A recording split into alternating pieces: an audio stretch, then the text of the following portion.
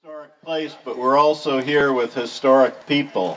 I saw not only Mrs. Tyson there, who can tell you things about Dr. King, but I saw Reverend Rawls, who is in some ways a model for the statue that you'll see today. I saw my old friend Mrs. Janie Price, who was one of the legendary house mothers of the Civil Rights Movement. My friend James Jackson, who gave me a history lesson today, as he has given me many more before, and who wears the badge of honor of having been arrested 19 times in the Civil Rights Movement. What a hero.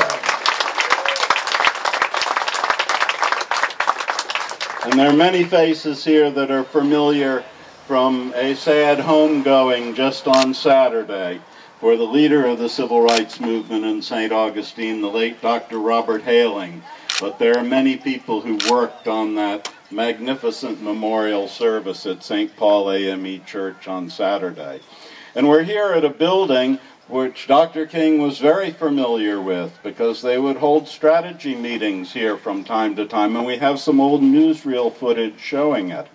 And I always remember Mrs. Catherine Twine telling me the story of when she was in this building one day with Dr. Hailing and Dr. Martin Luther King, and the owner of a local tourist attraction called the Museum of Tragedy in American History came in with a gun.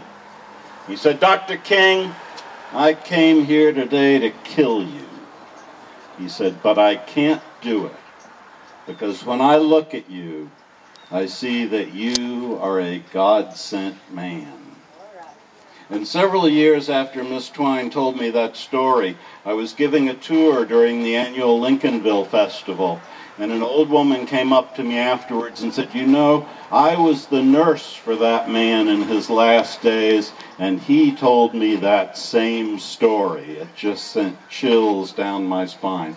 So as a historian, the greatest treat in St. Augustine is that you can still walk down the street and meet people who made and changed American history, and didn't just make and change it, but did so for the better. Made this a place we can really be proud of.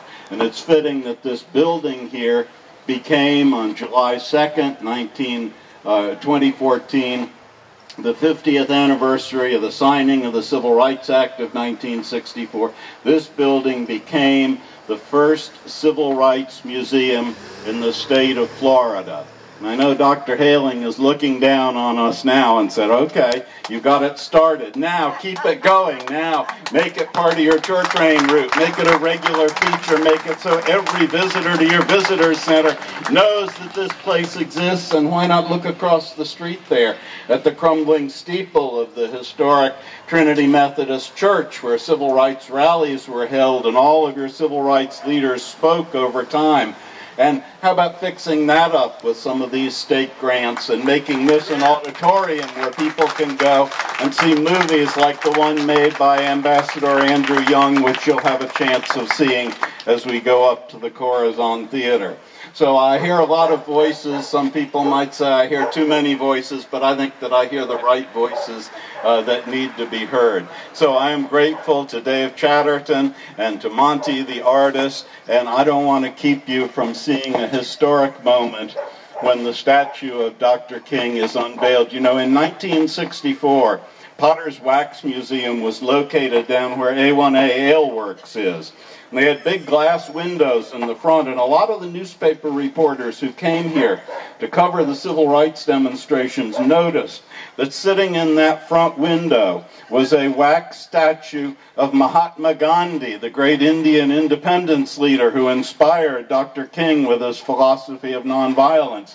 And they said, how ironic that here, looking out over the beating of civil rights demonstrators in the St. Augustine Plaza, was Mahatma Gandhi. Well, I wish those reporters would come back now and let them see the statue of Dr. King. This is the new St. Augustine for the 21st century, and thank you for being part of it.